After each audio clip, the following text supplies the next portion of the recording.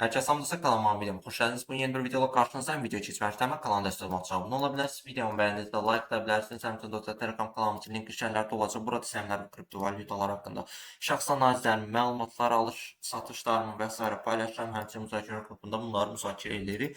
Həmçinin dostlar yeni layihələrim var bu Maliyyə Adamı Telegram səhifəsi üzərindən. Onları da izləyə bilərsiniz. Sizlərə əlavə gəlir mənbəyi qazandırmağa çalışacağam. Həmçinin investisiya haqqında daha çox şey bilmənizə vəsilə olmağa çalışacağam.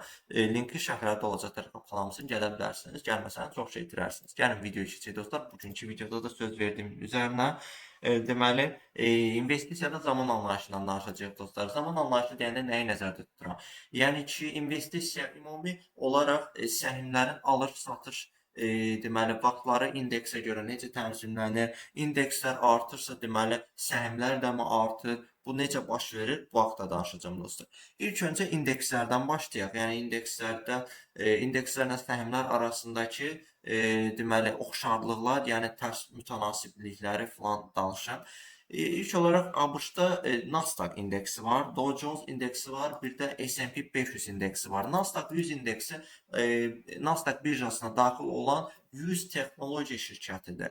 Dow Jones indeksi daha çox sənaye sahələri olan şirkətlərin ortalama qiyməti olan indeksdir. S&P 500 isə 500 texnologiya şirkətinin indeksidir. Yəni bunların fərqi budur. Deməli, ümumiyyətlə indekslər artanda təbii olaraq əksər səhmlər artır. Lakin bu necə baş verir? Bu bütün birjalarda baş verir. İndekslərdə əsasən ağırlıqlı səhm olur. Yəni məsələn Nasdaq 100-ün belə deyim ki, ağırlıqlı səhmləri hansılardır? Məsəl üçün Nvidia-dır, Meta-dır, Google-dur, Tesla-dır. Yəni iri texnologiya şirkətləri Nasdaq 100-ün daxilində iri paylara malik olurlar. Həmçinin S&P 500-də də belədir. Yəni daha çox bazar payı olan şirkətlər bu indekslərin içində daha çox bazar payına və daha çox istiqamət yönü təyin edicisinə deməli çevrilirlər. Məsəl üçün Nvidia çox qalxsa, bu Nasdaq 100-ü də qaldıra bilər. Yəni məsəl üçün bir dənə Nvidia-nın qalxması və həmçinin 10 dənə başqa şirkət texnologiya səhminin düşməsi hardasa bir-birinə bərabər ola bilər. Hətta Nvidia Nasdaqı yüksəyə apara bilər öz gücü ilə. Yəni bu belə baş verir. İndekslər arası hərəkətlər belə baş verir. Bunu aydınlaşdırdıq. Keçək digər mövzulara. Səhmlər üzrə zaman anlayışı necə olur dostlar? Bundan danışaq əsasən. Səhmlər üzrə zaman anlayışı dostlar, bir var ki, səhm qısa müddətli artsın.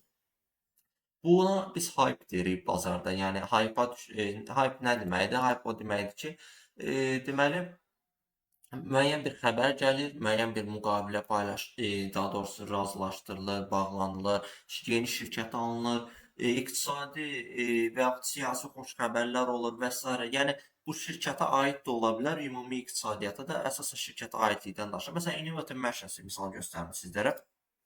Bu şirkət son 1 ildə 74% yüksəlib. Gördüyünüz kimi 45 dollardan düşüş edib. Niyə düşüb? Birinci deyim ki, niyə 45 dollara artıb? Artemis layihələri var idi bildiyiniz üzrə. İlk layihəsi 2026-cı ildə oldu. Deməli ayın üzünə çıxmasalarda, ayın deməli üzərində müəyyən bir neçə gün vaxt keçirdilər. Bu Artemisin birinci layihəsi idi və uğurlu oldu. Nəticədə kosmos sənaye şirkətləri, həmçinin Innovative Machines şirkəti 45 dollarlara qədər artım etdi. Bu hype-dır dostlar. Bunun qısa müddətli idi. Məsələn, gördüyünüz kimi məsəl üçün baxaq burada 2026-dan başlayaq da 17 dollardan may ayına qədər 5 ay ərzində təxmini olaraq deməli 3x-dən biraz yüksək etdi. Cəmi 5 ayı təsəvvür edin 300%-dən daha artıq gəlir qazanırdı. Təbii bu möhtəşəm gəlir. Bu hype-dır dostlar. Amma bu hype-dırsa uzun müddətli artış necə olur? Gəlin buna başlayaq. Uzun müddətli artışı necə olur? Bunu deyim. Uzun müddətli artış dostlar, gördüyünüz kimi Nvidia-da necə olur uzun müddətli artış? Nvidia bildiyimiz üzərinə davamlı texnologiya şirkəti. Baxın dostlar, indiki dövrdə nə də olmasa şirkət texnologiya şirkəti olmalıdır ki, uzun müddətdə yüksək qazanclar qazanasınız. Buna önəm verin. Yəni fərqi yoxdur. Bu şirkət market şəbəkəsidir. Fərqi yoxdur bu şirkət logistika şirkətidir. Fərqi yoxdur, bu şirkət dərman şirkətidir. Bu şirkət istehsalında, fəaliyyətində texnologiyadan istifadə etməsə, bazarda güvən, investor güvəni və yaxud çoxlu pul cəlb edə bilməyəcək dostlar. Bu bazarın qanunudur. Əgər ki, şirkət texnologiyanın T hərfindən belə istifadə etməsə fəaliyyətində, artım tempini uzun müddətli də yüksək tempdə təmin edə bilməz. Bu belədir. Və bu dediklərimdən də sonra əsasən yüksək deməli gəlir artımını saxlamalıdır. Yəni daimi gəlir artımı etməlidir. Yəni Nvidia kimi artmasını istəyiriksə gördüyünüz kimi yəni Nvidia möhtəşəm nəticələr verir. Təsəvvür edin şirkət 10 ildə 16.000% artım edib. 16.000%. Bu möhtəşəm nəticədir. Və son 1 ildə də 23%, son 5 ildə 800%. Yəni hardasa ortalama ilə 150%lik gəlir artımı edib. Yəni təsəvvür edin, indi dediklərim təbii olaraq yatırım tövsiyəsidir. Amma yəni hal-hazırda ki, bütün sərvətinizi tutaq ki, mən tutaq ki, bütün sərvətimi satıb Nvidia yatırım etsəydim son 5 il ərzində, mənim sərvətim 5 il ərzində 800% artım edəcəkdi. 800. Bu möhtəşəm nəticədir. Bunun da dediyim kimi səbəbi texnologiya, davamlı gəlir artımı. Yəni əgər şirkət yüksəlirsə, bunun əsas səbəbi texnologiya və davamlı maliyyə hesabatlarında göstərdiyi gəlir artımıdır. Yəni Nvidia sabah birisi gün açıqlasa ki, biz 5 illik gəlir azalmasına gedəcəyik. Onda Nvidia'dan hamımız əlimizi üzməliyik dostlar. Məsəl üçün 2028-29-cu illərdə görürük ki, gəlir azalması gözlənilir harda. Əslində gəlir artımı gözlənilir. Lakin səhin başda gəlir azalması. Yəni bu illərdə vuracaq Nvidia. Təbii olaraq 28-29-a vuracaq Nvidia. Yəni investorlar bu məqamı qaçırtmayacaq və satış edəcəklər. Ona görə də bu möhtəşəm gəlir artımını, belə möhtəşəm, daha doğrusu dəyər artımını belə möhtəşəm gəlir artımı ilə təmin etmək mümkündür. Uzun müddətli də artış bu cür olur. Davamlı gəlir artımı, davamlı texnoloji yeniliklər, texnologiyadan istifadə və s. və ilaxır. Gördüyünüz kimi Nvidia tam olaraq nümunədir buna. Yəni Figma-da da nümunə göstərirəm. Yəni sizlərə investisiyada zaman anlayışından danışmaq istəyirəm. Hype nədir? Və yaxud uzun müddətli artım nədir? Bunlar necə baş verir və nə ilə baş verir? Məsələn, Figma ssenarisini danışım dostlar sizə. Figma 122 dollarlara qədər gördüyünüz kimi artım etdi. Sonradan düşdü və 16 dollarlara qədər dəyər itirdi. Yəni təxmini olaraq 80%-dən çox, hal-hazırda 75%-dir. Lik dəyər itirdi. Bunu niyə etdi? Bunun bir çox səbəbi var. İlk öncə artma səbəblərindən danışaq. Adobe Figma-nı almaq istədi, lakin Figma satmadı şirkəti və nəticədə artım tempi hardasa yüksəliş oldu. 80 dollarlardan bazara çıxan Figma 122 dollarlara yüksəldi. Sonradan isə başladı düşməyə. Bu da normaldır əslində, çünki bazara yeni daxil olan şirkətlər əsasən tam gəlirliliyi bərpa edə bilmirlər deyə artan gəlirliliyi. Bu zaman düşüşə keçirlər. Lakin hal-hazırda nə baş verir? Vəziyyət nədir? Sonrakı düşüşlərin də əsas səbəbi bazarda bir qorxu gəldi ki, süni intellekt gəlir, hər şeyi əllərindən alacaq insanların, şirkətlərin və nəticədə onların gəlirlərini azaldacaq. Lakin Figma nədir? Süni intellekt əsaslı dizayn xidmətləri təklif etməyə başladı və nəticədə şirkət bu qorxunun üstəsindən gələrək düşüşünü demək olar dayandırıb hal-hazırda. Düzdür, arada düşür, amma yəni bir nöqtədən qalxır, yəni davamlı düşmür.